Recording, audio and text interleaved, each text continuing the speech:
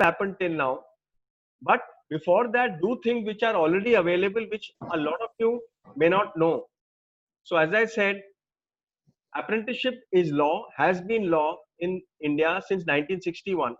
But for some reason or the other, it has not taken off because mostly the industry, apart from a manufacturing sector, has been saying that we do not find apprenticeship the way it is designed as industry friendly. We cannot run the program as per our requirements.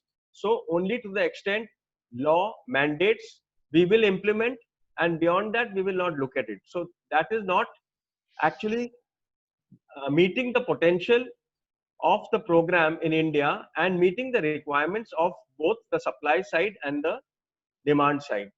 Now, as you see, the law is very simple, very basic. It says industries which are, or companies which are having a workforce of more than 30 need to engage apprentices at the minimum of 2.5%, and that they need to pay a prescribed stipend, minimum stipend to such apprentices. The, and the stipend ranges from 5,000 rupees to 9,000 rupees depending on the qualification on the as defined in the job roles which are designed by the industry itself. For smaller companies also, they are allowed under the act to engage apprentices, but for them it is not compulsory. Smaller companies meaning companies which have an employee strength of between 4 and 29. So most of the MSMEs, I would like to say, they fall into this window. So for them, it is not mandatory. The good part is, again, there is a lot of disturbance.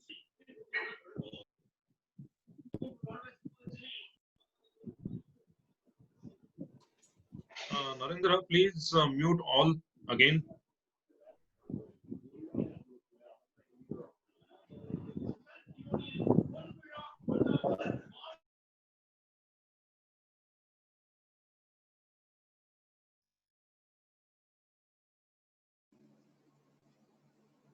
The good part is that the the mandate requirements end there. The obligatory mandate of law ends there. After that, what is left in the program is complete discretion to the companies to design their own program, whether it is the number of apprentices it needs to engage from 2.5 to 515%, the duration, the course design, the course selection. It is applicable both to the service sector and the manufacturing sector. Now, apprentices, I think it is not possible to continue like this.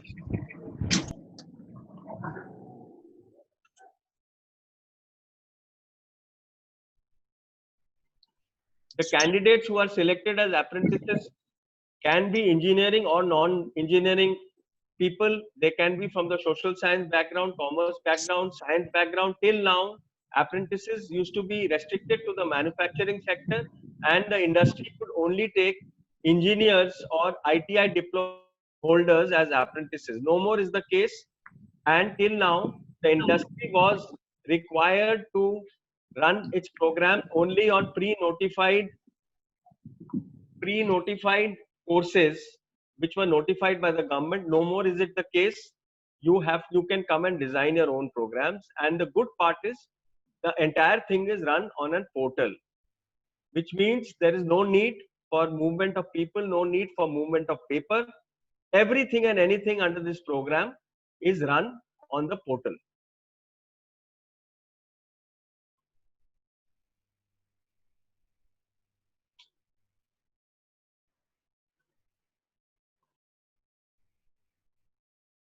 This is not moving the screen.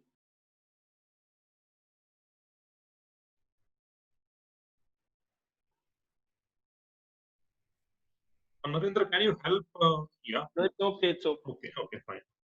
The other part is that as per section 18 of the Apprenticeship Act, the apprentice is not treated as a worker, and this is endorsed also under the EPF and ESI Act, that apprentices appointed under the Apprenticeship Act only are not to be treated as workers.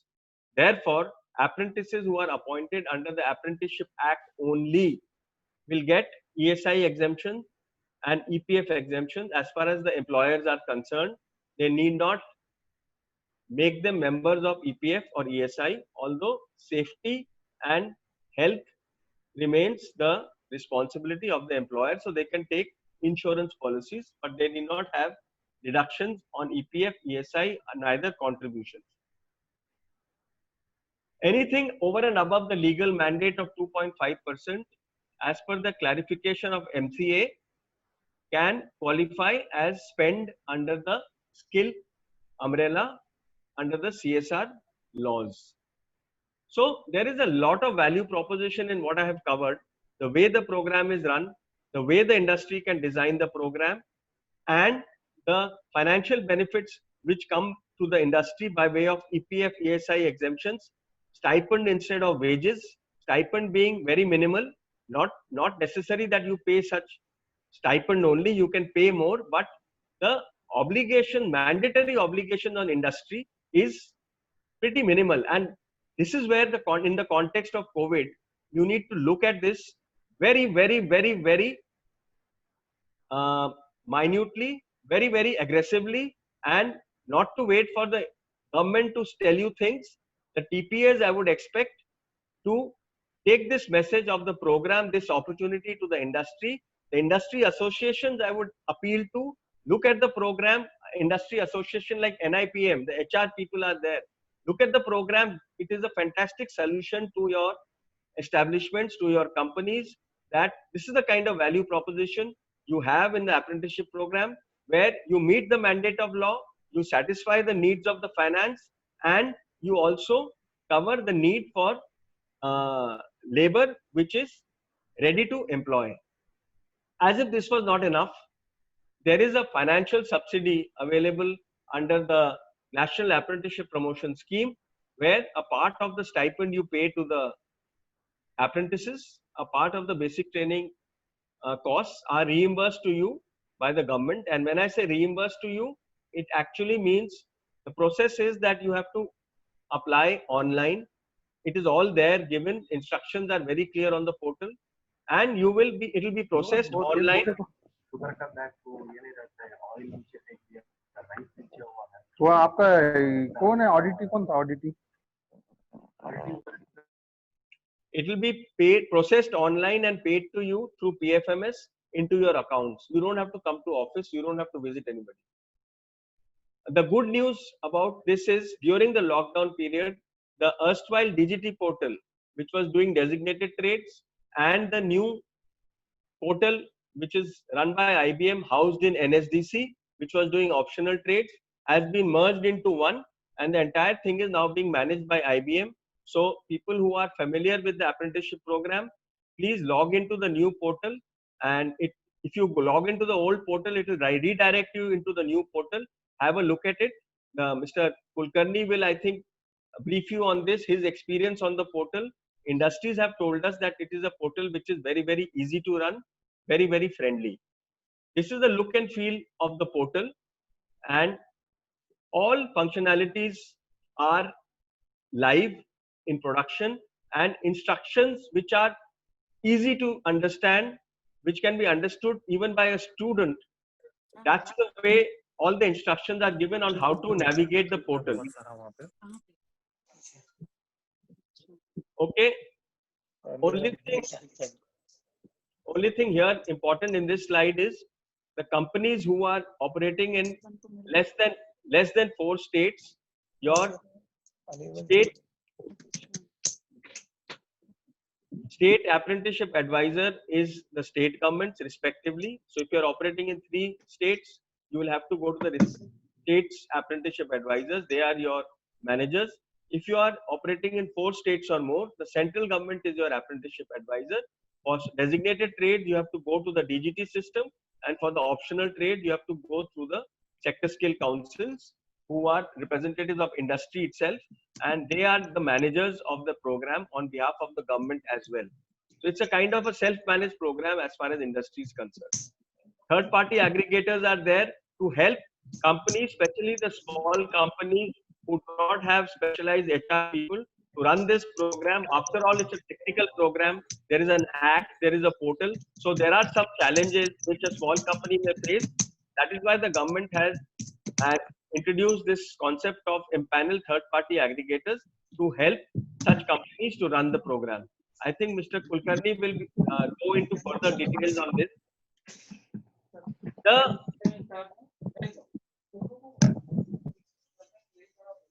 The opportunities and trends. This is what I wanted to share with you. Comprehensive amendments in 2014-15 coupled with NAPS in 2016 is a huge opportunity for the industry to see, and the trends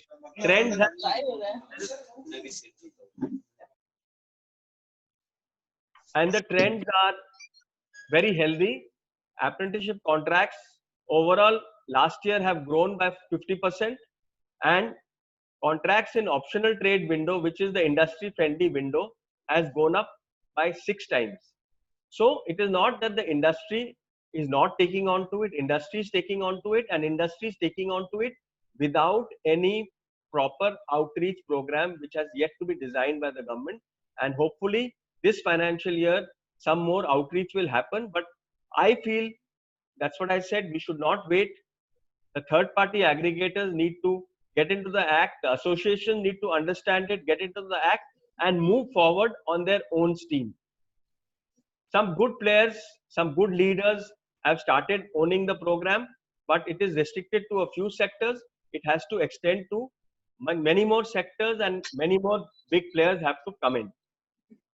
Opportunity, we may say we have reached 3 lakh contracts. It's a 50% growth. We may have reached 1 lakh contracts in the optional trade. But if you see the 6 census figures of workforce in India, you have as many as 58 lakh establishments with 36 crore employees in the optional window, which is a relatively smaller companies. The third party aggregators and the bigger companies who are mandated to engage apprentices should actually first implement it here in the bigger companies. See the value proposition. You will only see it when you implement it. See the opportunity before you, get convinced, and in turn convince the smaller players who may be your ancillaries or who may be your franchisees to take to this program, so that as a sector you have ready to employ skilled manpower, and people who are educated and skilled can get the necessary exposure on your machines, on your processes, to be ready for a job. And I will tell you the ILO study on what is the impact apprenticeship has on the industry. But the point I'm trying to make here is, it has to be, don't depend on the government. Understand the program. The government has done its bit to make the comprehensive amendments. Now, don't wait for the government only to teach you and then to tell you. Opportunities come, they are waiting. Government has enabled third party aggregators. They are willing to talk to the associations. Please get into the act. Let not this opportunity go by, and implement it. Don't always keep waiting. Government will do this. Government has done everything. If you can make use of this opportunity, especially during this COVID situation, it will benefit all of you tremendously. Business case, ILO study, I would like you to just focus on this. One, country after country is saying return on investment is positive, and very quickly positive. What is important and interesting is the ILO study says, when related to a direct recruit, an apprentice, his productivity is higher, his motivation is higher, he is more loyal to the company, the retention rates are higher, and his competencies are much higher. As a result of which, apart from the direct benefits of financials, which we covered earlier, Sir, why not getting there? The rate of re-recruitment, the cost of re-recruitment goes down because retention rate goes down. Retention rate goes up. The cost of training goes down, post-employment training, because he is already trained. So all these are huge benefits for the apprenticeship program, which the industry needs to see. Financial benefits are there: stipend in lieu of salary, no deduction for EPF, ESI, no post-recruitment cost on training, attrition rate down, cost of re-recruitment goes down, and NAPS reimburses a part of all of this stipend payment training costs to the company. This is, I think that's all I had to say. And I would only urge you once again to see the opportunity, especially during COVID time when it's a very challenging time, see how you can use apprenticeship to meet the requirements of labor. Thank you very much. Narendra, thank you. Narendra, please mute all. Please mute all.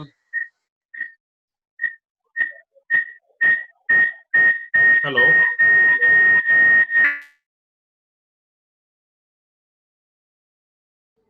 It's muted, Sunil. You can unmute yourself.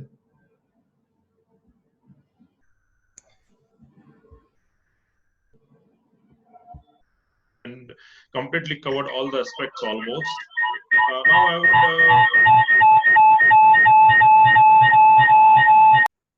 again somebody is there. Now I would next speaker, Mr. Sudeep Dey, to share his learning and experiences on the apprenticeship scheme.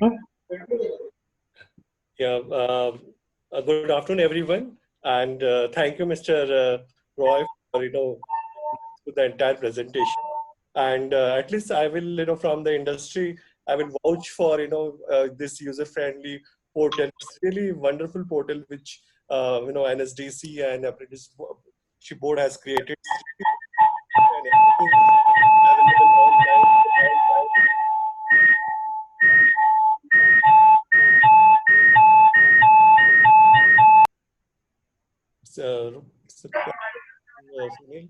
It's very difficult. कौन पाहिजे Devendra and Bhagirath Joshi, please mute your voice. Yeah.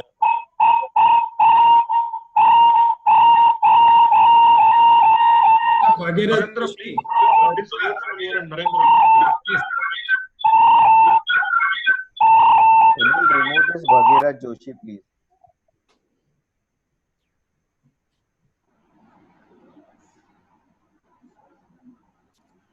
Dear all, please mute your mic. Yes, sir. You can. Yeah, I think a very user-friendly portal what Apprenticeship Board has created, and it's really wonderful. Everything is online available, and you get your all reimbursement on time in order to follow. It's a great work has done by the government of India to promote the the employment and create the skill manpower in the industry. And we in our industry, we are recruiting more than apprenticeship apprentices for the all different trade, and we have few customized courses which we are running in different ITI also, and based on our requirement, considering the auto industry and considering the BS6 norms for auto industry, we have created our own curriculum and we are running these courses in different ITI. And our experience with dealing with this all apprenticeship trainee, and it's quite wonderful and quite encouraging. And we create this is as a talent pool, and after 1 year of training, we have our own skill dojo center, and we put an intensive training program. Apart from the ITI curriculum, we put them under our course curriculum, and we make them completely skilled manpower. And after 1 year, almost 70 to 80% will confirm. We confirm them in our own role, and rest all we try to provide to our different supplier, vendor, even our channel partner also, because in automobile industry, aftermarket is a big area and big skill requirement. They're always looking for the skill manpower from the industry. And with the new emission norms in BS6, we could able to provide all technical manpower, skill manpower to our dealer partner, to our channel partner, and to our supplier. and it's really working very well. And as an industry, I think most of my industry colleague, I can see a lot of my industry colleague, they must be using this portal. They must be using this scheme for their own industry. And I must recommend all the industry, please go through this website. And if you're not using, please use and utilize this apprenticeship scheme. And then we have our third party administrator. They're also providing all this support for any administrative issue. And this is the great opportunity not only we are giving for our society, because we are providing a lot of enhance the employability of this apprenticeship. And it's quite cost effective.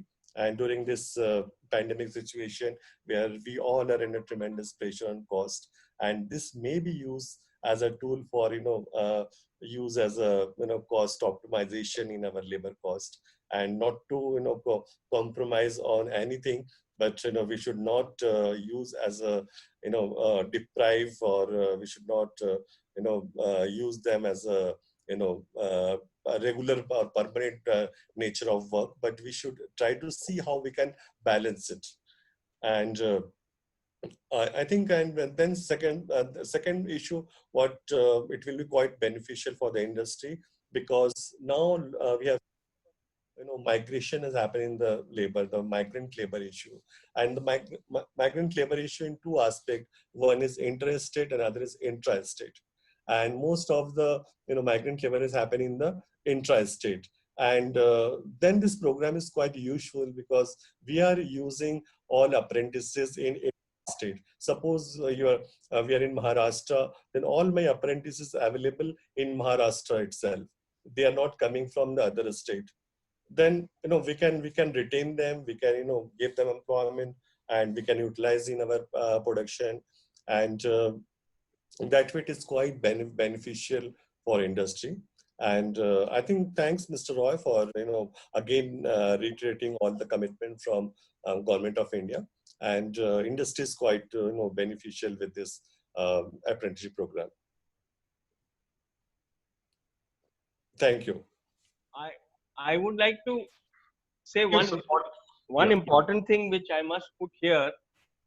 I couldn't say it because there was a lot of disturbance. But what the government is doing now, and there the third party aggregators and industry can chip in. They have drawn out a list of about 90 districts where the migratory labor has gone back, and they have mapped the skill profile of that labor, and the district magistrates are convening the industry there and asking them for their requirements, and they're trying to match the skill profile of the labor which has gone back with the requirements of the industry. And if the two match, and if this guy is skilled, then direct employment through recognition of a program, RPL. And if they are not and they need to be trained, but they have that wavelength in which they can be trained, they are offering those people to the industry that please use them as apprentices if you feel they are suitable. So this is going on. It is going to start in 90 districts, and they are going to appeal to the third party aggregators and the association to come in and help them manage this local demand supply. So in a reverse migration situation, if the local demand supply can be met locally, there cannot be a better opportunity for India to get this model right, that a local person gets locally employed, and therefore this will be really sustained employment, and both the apprentice or the worker and the industry, I think, will become very happy, the way that staying at home you are getting people who are available, and you are actually meeting the requirements locally of the demand of the industry. I think the entire paradigm can shift to the extent we get it right. It's not possible all the time, and it will not be possible to a beyond an extent, but whatever we can get it right, I think we should get it right now. Sorry to interrupt. Please carry on. Yeah, thank you, Mr. Roy. I think it's a very good initiative, I must say, and industry is quite beneficial, and we are looking forward. to take the benefit under this COVID situation.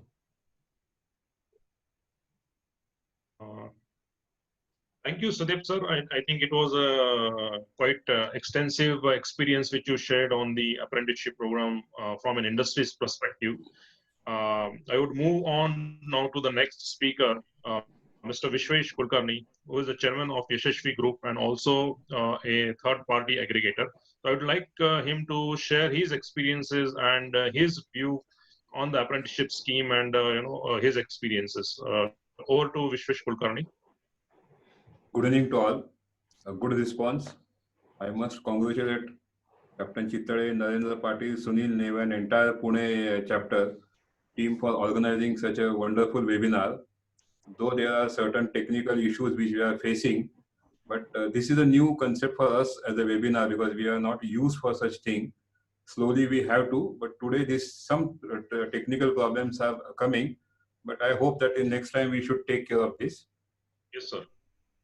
Yes. So my role here today, though I'm an NIPM national president, but I'll be speaking on behalf of Yashasvi, my own organization, which is a third-party aggregator, TPA, operating in Pan.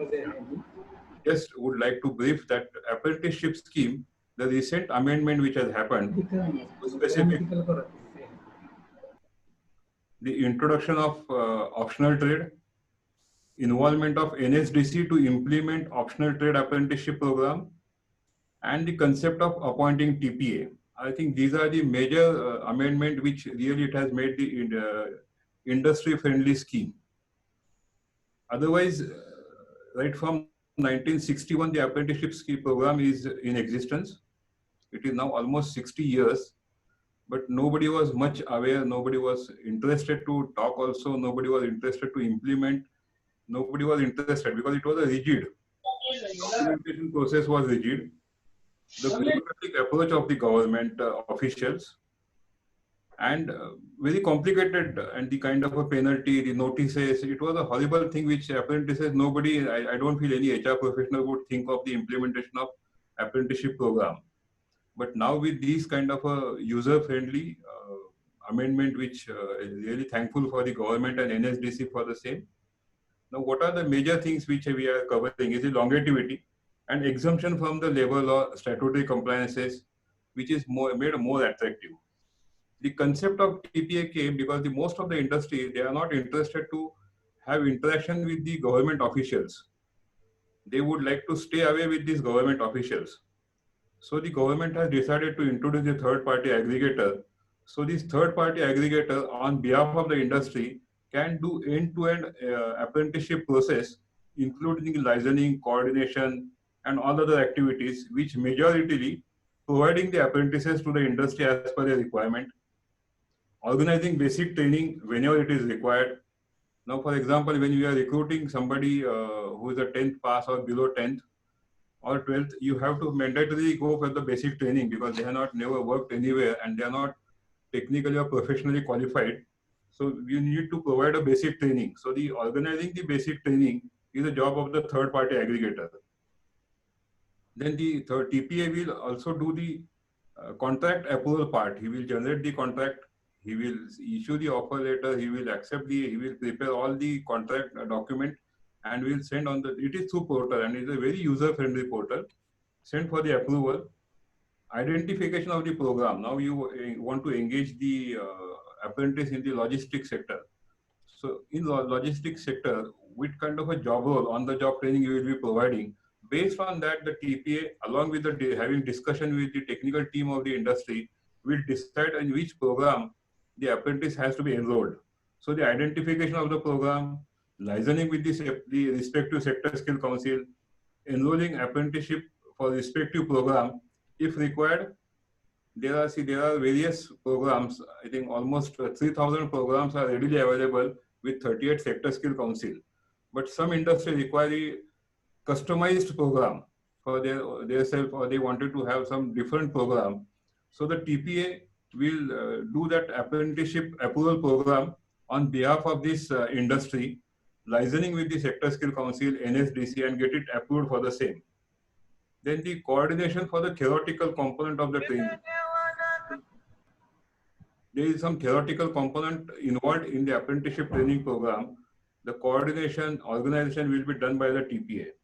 Monthly attendance, payment of the stipend, the entire process will be done by the TPA. Then the preparing training document of each apprentices, coordination with the assessment agency for assessment of apprentices. When you engage the apprentice, the assessment is mandatory. So after the completion of the period, the assessment has to be completed, done by the sector skill council.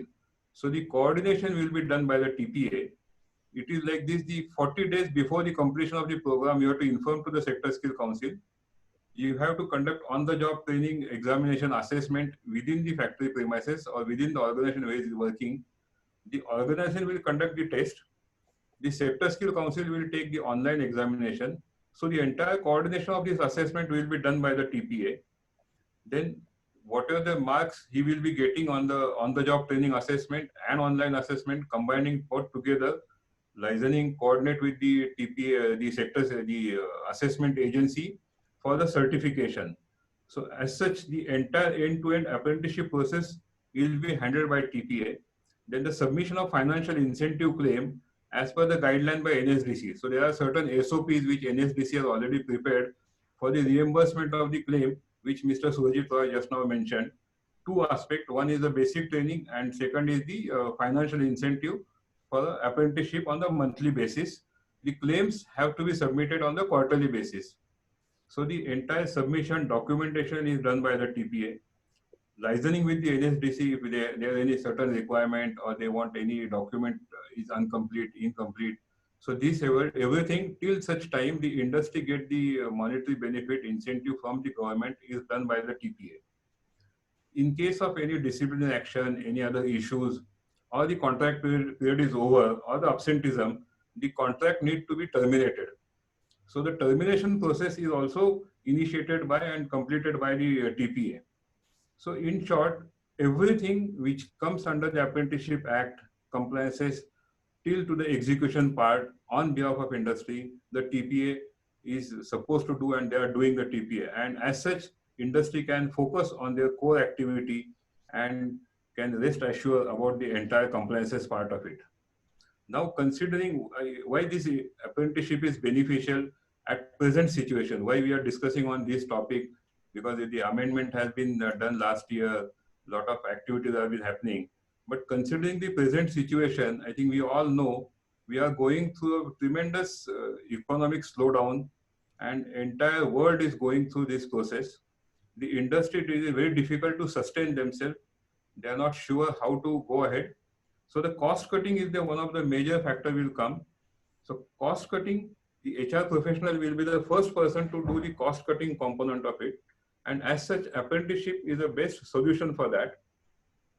The stipend payable to the apprentices as per the Apprentice Act is comparatively less than the minimum wages.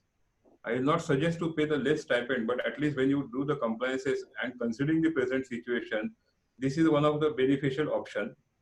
There is a financial incentive from the government to the industry, 25% of the stipend paid or the 1,500 rupees per month per apprentice. No statutory compliances, no labor law applicability. Most importantly, company can avail the CSR benefit for the stipend paid to the apprentice over and above the statutory requirement. I think this is what industry need.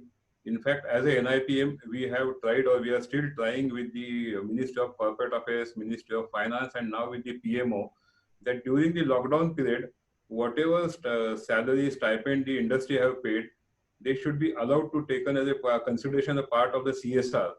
I don't know how it will happen, but we are trying desperately. But this kind of a benefit which apprenticeship scheme gives, no other scheme gives, and that is a beneficial for the industry. I have certain suggestions since Mr. Surajit Roy is here to make him that considering the present situation, the government should allow 25% apprentices quota instead of 15%. Like in entire state, it is 15%. In Maharashtra, since the Maharashtra government had issued the separate notification, here in Maharashtra, we can engage 25% apprentices of your total strength, including your contractual manpower. Also, I suggest that in the present situation for at least 1 year or 2 years, the government NSDC should increase the incentive from rupees 1500 to at least 2500 rupees. And for MSME, it should be double than the other industry.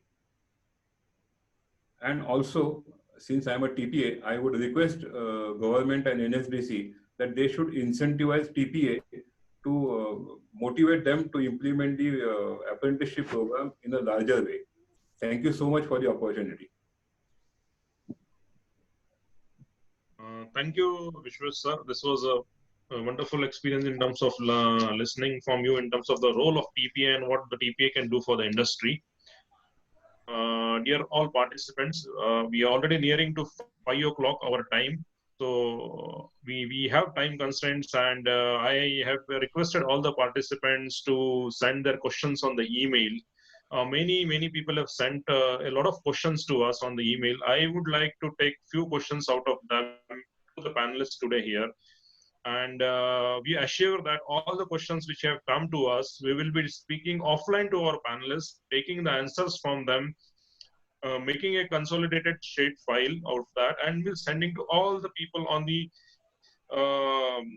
webinar, and those all registered who could not attend the webinar because of the because of the participant constraints. So we'll do that post this webinar. But at this point of time, I'll take few questions and put it across to our panelists, which I have received from various participants on the email. So the first question which I would like to put across to Mr. Surajit Roy is that how NAPS will support MSME, and is there any special provisions for MSME sector of if they want to engage the apprenticeship program? See, at the moment, there is no special provision as such, but the proposal that the stipend be doubled for MSMEs is under consideration for NAPS 2.0 version. Because of this COVID paralysis, that all the policy decisions have got delayed by 3-4 months. So most likely, MSMEs will be given some additional incentives in under NAPS. That is one. Secondly, as you know that for MSMEs who are smaller companies, the window is optional. So why optional? I don't mean that you don't take to apprenticeship, but I'm trying to tell you that you don't have to take even 2.5%. While you can take apprentices, you can engage 1%, 2%. That kind of discretion is also available because it's an optional window. So it is not that if you take it, you have to take 2.5%. A smaller company can take up to 1%, 2%. Third thing, the law allows an MSME to use the machines and shop floor of the larger companies to train its apprentices, which is a big flexibility in law. So if you see a sector with a large company with ancillaries, if they work together, then the basic training costs can be minimized further. And number two, the modern equipments and facilities and processes which are available with the larger companies who the ancillary units are feeding, or who are franchisees to the larger company, they can all train together. So there are a lot of windows amidst this entire program which the MSMEs can encash right away, provided we understand it clearly.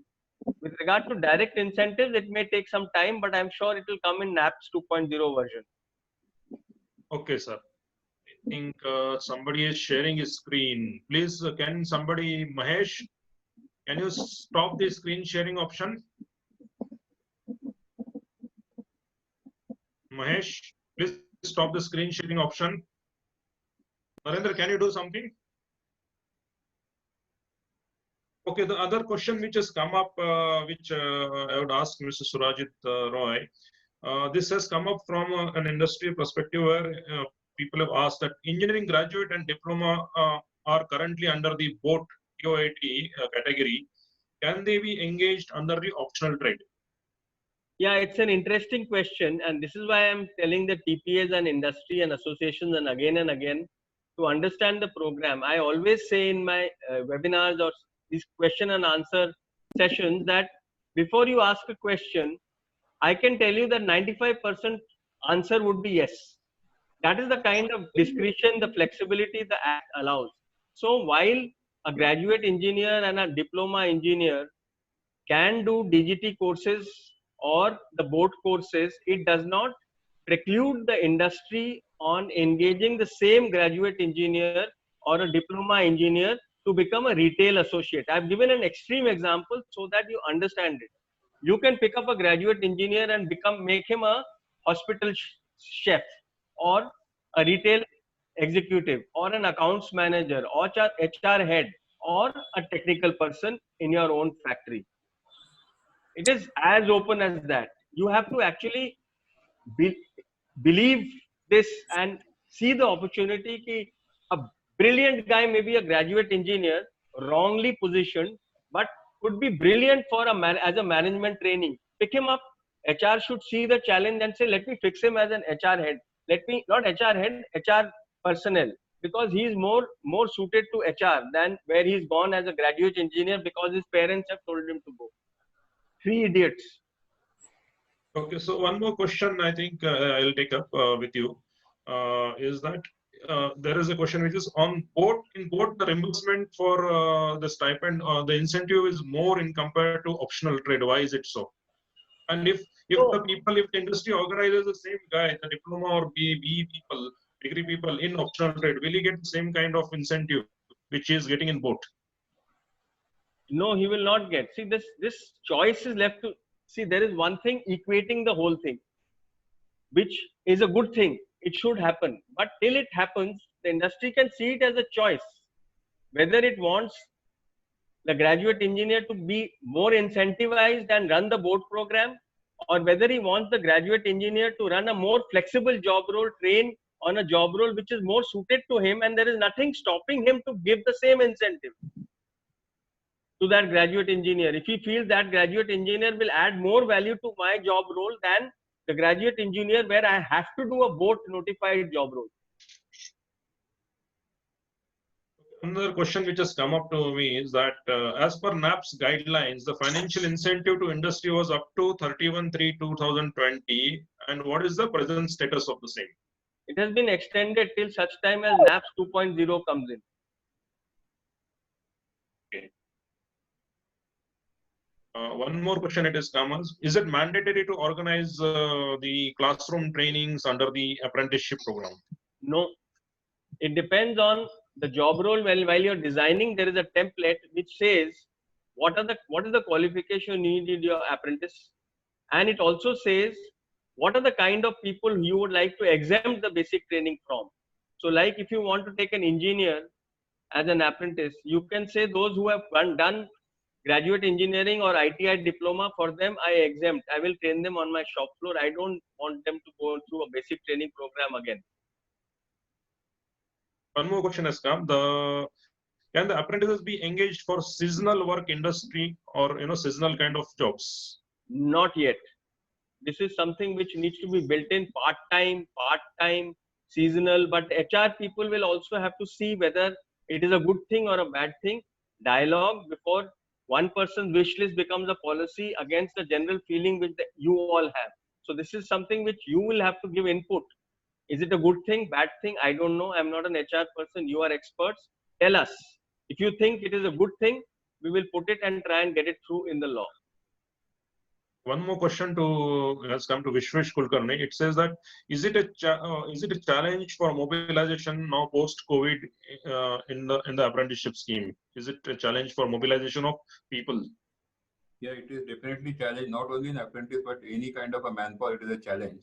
One, because we are used for the migrant workers for many years. Now, all of a sudden they left. Local people, either they are not willing, if they are willing, they are not trained, they are not skilled, they are not aware about the industrial culture. To train them, to develop the industrial culture with them is a definitely a challenge. It is not only the interstate, but in the outside state also. It's a very, very big challenge for everybody now. Okay, one question has come from Mr. Sudeep Dev. From an industry's perspective, does this apprenticeship program help the candidates getting a better opportunity in the industry? Yes, of course, yes, Sunil, and not only what value addition they are getting during this program. It's quite beneficial for these apprentices, and their employability enhanced in multiple times. And for our industry, after this apprenticeship program, we know we make them permanent role also. And it's created a huge talent pool for my, industry. And it's quite beneficial for, industry and to get a permanent job and enhance the employability. Okay, one question, final question for Mr. Surajit Roy is it mandatory to cover employment, the candidates under the Employment Compensation Act? Workmen's compensation. Yeah, the Workmen's Compensation Act. See, as I told you that the health and safety of a worker is the obligation of the employer. So to that extent, you can, it's not mandatory workmen's compensation, but whatever is available or the worker is eligible to under the Workmen's Compensation Act needs to be given to that kind of relief needs to be given to an apprentice also, whether it is through insurance, what kind of insurance policies company takes, it's up to them. Okay. But the responsibility is there on the company. Okay, one final question is, one more Sunil, just adding further what Mr. Roy has said, I think it's our moral responsibility, take care of our apprentices, and we should cover under the workman compensation policies available. Okay, and we should not use that, we are saving cost on that angle also. I think we should have some moral responsibility towards our apprentices. I also just add, it is not only employee compensation, because under employee compensation, only in the case of permanent disability you get some benefit, but it should be also given the medical, mediclaim and personal accident also. Yes. So in case of anything happens, he will definitely get covered and he will feel much comfortable or really motivated and secured. Absolutely. One more follow-up question I will take last, which has come related to this. It is saying that if ESI is not eligible for apprenticeship, but can an organization decide to voluntarily cover candidates under ESI? Unfortunately not. While EPF organization is allowing this, ESI is not allowing apprentices to be covered under the scheme voluntarily. We have written to the ministry to take it up with the labor ministry. Okay, sir. So I would thank you for the participants to send the questions. Because of time constraints, we are running already late. I would request Mr. Narendra Patel, our NIPM Pune chapter secretary, to talk about the vote of thanks. Thank you, Sunil. Good evening to you all. First of all, sorry for any inconvenience and technical issues which we face in this current today's webinar.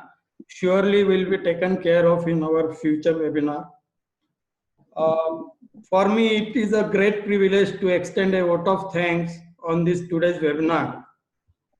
First of all, the very presence remotely on this webinar, the Senior Head Apprentice RPL Sub Special Project Government of India, Mr. Surjit Roy.